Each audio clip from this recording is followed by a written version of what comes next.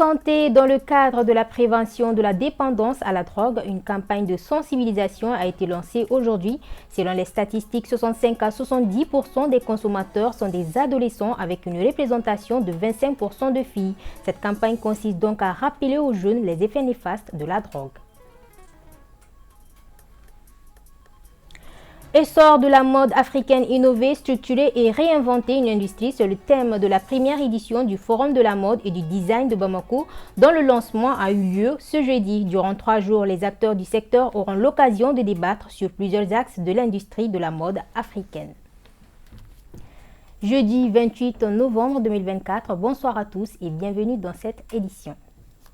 Lancement officiel de la campagne de sensibilisation des jeunes sur les effets néfastes de la consommation de la drogue ce jeudi 28 novembre 2024 à la place des Angevins de Bagadadi. Selon les chiffres récents, 65 à 70% des consommateurs de drogue sont des adolescents, dont 25% sont des filles. Des chiffres alarmants qui amènent 4 ministères à conjuguer leurs efforts pour mener à bien cette campagne. Aminata Amadoula et Soumaïla Konari.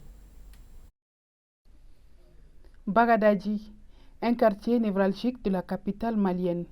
Il est situé en commune 2 du district de Bamako, un centre d'affaires à ciel ouvert et surtout le point de rencontre de l'écrasante majorité des Bamakois est tristement connu comme la plaque tournante du trafic, de la vente et de la consommation des stupéfiants comme les drogues. Et c'est la place des Angevins qui a été choisie pour servir de cadre au lancement officiel de la campagne de sensibilisation des jeunes sur les conséquences néfastes de la consommation de drogue. Aujourd'hui, c'était le lancement ici à Bagadadi. C'est tout un symbole parce que nous avons beaucoup de jeunes malheureusement qui consomment dans le quartier. Mais il faut reconnaître que ce n'est pas le seul quartier, c'est à travers tout le pays. C'est tout le Mali qui a ce problème-là. Dans ce lancement, nous allons travailler sur les questions de prévention au niveau de plusieurs sites. Des sites publics, comme les écoles publiques, comme des lieux publics, mais également dans d'autres cadres, comme au sein des forces de sécurité, des forces de défense. Et il est important aujourd'hui d'attirer l'attention que beaucoup d'actions nuisibles, comme les cas de terrorisme et d'autres actes de banditisme, sont également liés à cette consommation. Donc il faut un travail de fond pour attirer l'attention sur aujourd'hui les méfaits de cela, pas seulement pour l'individu jeune, mais pour son environnement.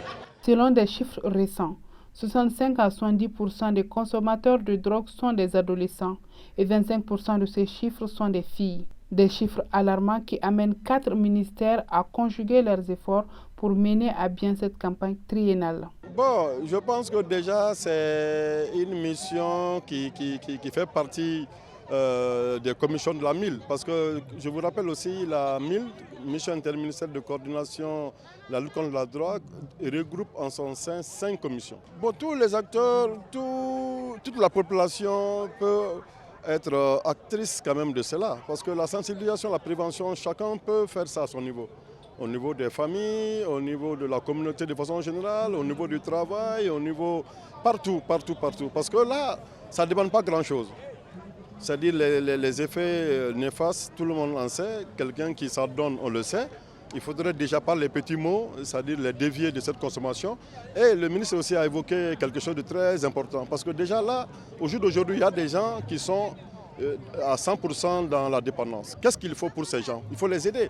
Quand ils sont motivés, volontaires et déterminés, nous pensons qu'on peut les aider. Il y a des structures de prise en charge, que ce soit au Point G, que ce soit à Kati. Nous pensons qu'on peut les accompagner, les aider pour qu'ils s'en sortent de cette consommation. Certains citoyens et riverains apprécient cette initiative de lutte contre la consommation de drogue. Si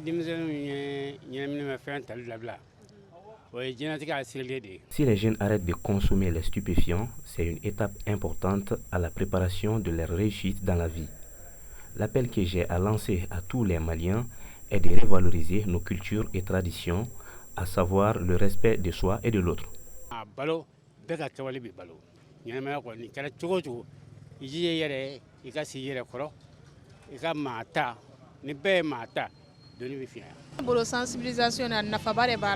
Cette campagne de sensibilisation est une bonne chose car elle permettra de conscientiser les plus jeunes. Elle permettra à ces guerriers de ne pas suivre leurs aînés, qui sont dans cette dépendance. Je demande aux jeunes de se concentrer sur leur avenir, car la drogue peut les détruire.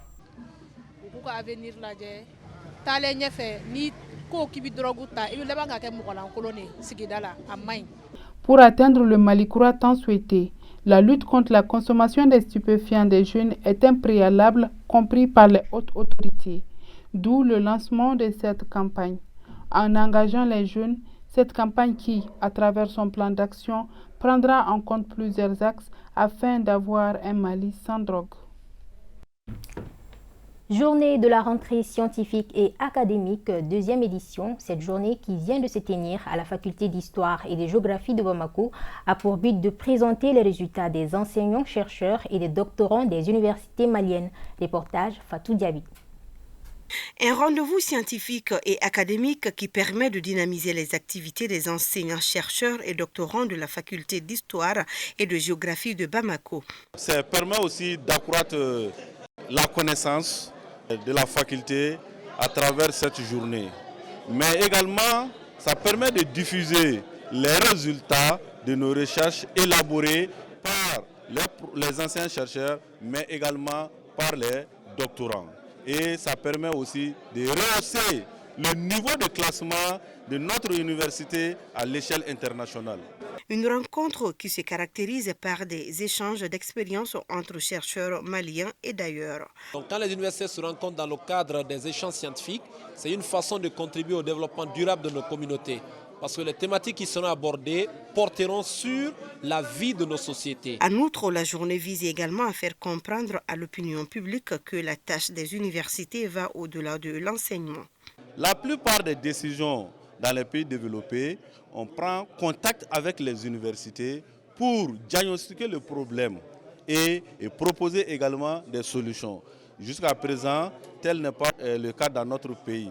Mais cela n'empêche, dans toute chose, il y a une solution. Donc nous sommes en train d'aller vers cette solution, vraiment d'aller vers le public, d'aller vers les autorités pour dire que les universités peuvent être utiles dans les prises de décision.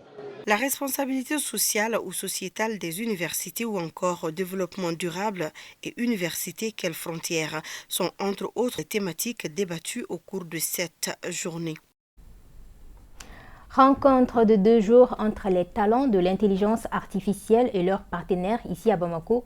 Le thème de cette 4e édition est façonner l'avenir de l'intelligence artificielle au Mali, éducation, entrepreneuriat et innovation. Ce concept des nouvelles technologies qui fait son essor attire plus d'un entrepreneur et devient incontournable tant dans le domaine de la robotique et de la programmation informatique. Arunaki Adambele et Oumar Diarra. Façonner l'avenir de l'intelligence artificielle au Mali, éducation, entrepreneuriat et innovation, c'est le thème de la 4e édition de Robo Mali. Durant 2 jours, les talents du Mali et d'ailleurs en intelligence artificielle se concertent pour plus de solutions en matière de développement et d'entrepreneuriat autour du concept Indaba ou rassemblement en Zoulou. À Robo Mali, nous soutenons le projet de l'entrepreneuriat jeune, c'est-à-dire l'incubation des projets que les étudiants ont. Comme vous avez vu lors de ma présentation, j'ai à les signaler, on essaie maintenant de transformer l'idée en expérience pour avoir un projet. C'est la première journée, le premier jour maintenant d'un élève ou d'un étudiant qui n'a jamais fait une activité concernant la robotique et l'intelligence artificielle. Ils sont criés maintenant de voir des choses concernant surtout des programmes. On va avoir des programmes sur l'intelligence artificielle. Ils sont créés maintenant d'apprendre beaucoup de choses. Cette activité a une très très grande place dans l'entrepreneuriat, dans l'entrepreneuriat jeune, je dirais, parce que tout ce qui est intelligence artificielle, ce n'est pas encore développé au Mali. C'est une niche à explorer et c'est une niche à exploiter. Et en maîtrisant ce genre de domaine, nous pouvons développer plus de solutions pour les entreprises maliennes. L'intelligence artificielle, un concept complexe et incontournable que les participants veulent exploiter pour transformer les défis en opportunités. Je pense que ce concept-là est vraiment intéressant. Sachant que je suis en architecture, d'ailleurs on utilise des applications telles que Archicad qui nous permettent de faire la conception des maisons. Ça nous apporte beaucoup de choses ici à IPSmart. D'ailleurs, chaque année, nous avons IDES, on fait ici IDES AIP Smart, une journée d'innovation qui permet aux étudiants de présenter leurs projets et chaque année on finance ces projets pour nous aider à évoluer. Oui. Ce programme Indaba X dans mon domaine de l'informatique va me permettre d'encore plus booster mes capacités et compréhensions dans le domaine de l'intelligence artificielle. Pour rappel, Robo Mali, qui a démarré ses activités en 2018, met en lumière les talents locaux et internationaux dans le domaine de la robotique, la programmation informatique. Le programme, ainsi développé, touche 47 pays, dont le Mali. Lancement ce jeudi de la première édition du Forum de la mode et du design de Bamako. Ce forum initié par AS Agency en partenariat avec Spirit McCain s'étend sur 3 jours. L'objectif de cet événement, qui a regroupé plusieurs acteurs du secteur, est d'échanger sur les enjeux et les opportunités de l'industrie de la mode. Dala Traoré pour le reportage. Un forum spécial sur la mode et le design. C'est le coup de génie de AS Agency et de son partenaire Spirit McCain. À travers ce forum, il ambitionne de valoriser le secteur de la mode au Mali et son apport à l'économie nationale. Alors depuis presque 10 ans maintenant, nous travaillons dans le domaine de la mode en mettant en place des initiatives et des projets qui visent à promouvoir et à valoriser le secteur de la mode. Nous avons également mis en place des programmes de formation tels que le Mali Mode Academy qui couvrait en fait toute la dimension renforcement de capacité. Donc ce forum, nous l'avons initié pour traiter en fait toute la dimension économique de la filière mode et également la dimension structuration. Parce que c'est vrai que le secteur de la mode est très dynamique au Mali. Il y a de plus en plus de créateurs, de marques et d'événements mode, mais c'est également un secteur qui est confronté à un grand défi en fait de structuration. La mode, toujours est-il que voilà, nous faisons toujours la promotion réellement de l'artisanat textile de notre pays. Et je pense que les acteurs de la mode aussi sont de vrais ambassadeurs, voilà, pour la promotion réellement de notre artisanat textile. Pour échanger sur l'importance de la mode en tant que telle, les initiateurs de ce forum ont fait appel à plusieurs experts de la mode, notamment de la France, du Bénin, du Sénégal et du Mali. Alors je pense que ce forum est très intéressant, mais il est également opportun. Parce qu'aujourd'hui, nous sommes à la croisée des chemins en Afrique où il y a énormément de défis, des défis structurels, des défis liés à l'emploi, liés aux chaînes de valeur qui sont vraiment porteuses pour le développement de nos pays, mais également qui peuvent résoudre un peu la question de l'emploi des jeunes. Et je pense que c'est pourquoi on a voulu venir participer, partager notre expérience et notre expertise avec les jeunes entrepreneurs maliens, mais également les acteurs de la mode. Au programme de cette rencontre qui s'étend sur 3 jours, des masterclass, des ateliers, 2 grands panels notamment créatifs et économiques. Au cours d'un point de presse à Kati, le directeur du festival dénommé Bamanayan Kumbin a annoncé les couleurs de la première édition de l'événement. Il s'y tiendra du 27 au 31 décembre 2024 à la Maison des Jeunes de Kati. Les détails avec Amadou Diallo. La première édition du festival Bamanayan Kumbin se tiendra du 27 au 31 décembre 2024 à Kati sous le thème « Connaître le Bamanayan et faire de la langue bambara le socle du développement du Mali ». C'est la principale information donnée par le directeur du festival à l'issue de ce point de presse. Nous avons voté la Constitution tout dernièrement le 22 juillet 2023. Dans le préambule de la Constitution, il est mentionné que nous devrons travailler avec nos cultures, nos langues et nos religions, donc pour amorcer le développement. Et au niveau de l'article 31 aussi, il est dit que nos langues deviennent des langues officielles, les 13 langues. Le festival aujourd'hui est intitulé Bamanaya Kumbin Kamaya Nafa Ni Hakliye. Ce n'est pas que pour les Bamara, parce que pour nous, le Bamanaya, c'est des valeurs propres aux Maliens, à tout le monde. Et le Bamanankan est parlé partout au Mali, de Kaye à Kidal. Donc nous pensons que ça peut être des traits d'union entre les Maliens pour amorcer vraiment le véritable développement. Ce festival vise non seulement à célébrer le riche patrimoine culturel malien, mais également à encourager son intégration dans nos pratiques quotidiennes et dans le développement socio-économique du pays. Au programme des soirées socio-culturelles et éducatives, des conférences-débats portant sur les thématiques qui mettront en lumière la richesse culturelle bambara. La première nuit, c'est la nuit des griots, pour nous rappeler tout ce qui s'est passé avec nos anciens, pour que nous puissions nous ressourcer. Donc nous avons 2 jours de conférences avec le thème qu'est-ce que le Bamanaya et comment le Bamanankan peut amorcer, avec le Bamanankan, on peut amorcer le développement du Mali. Donc sur ces 2 thèmes-là, nous allons nous réunir avec les donsos, avec les chefs de quartier, avec les chefs coutumiers, avec les jeunes, avec les femmes, pour qu'il y ait des résolutions, pour qu'il y ait des recommandations. Et avec ces résolutions et ces recommandations, nous allons conquérir le Mali et même la sous-région, parce que le Bamanankan est parlé pratiquement partout. Les autorités culturelles, traditionnelles et coutumières, quelques associations de femmes de Kati ont pris part au point de presse.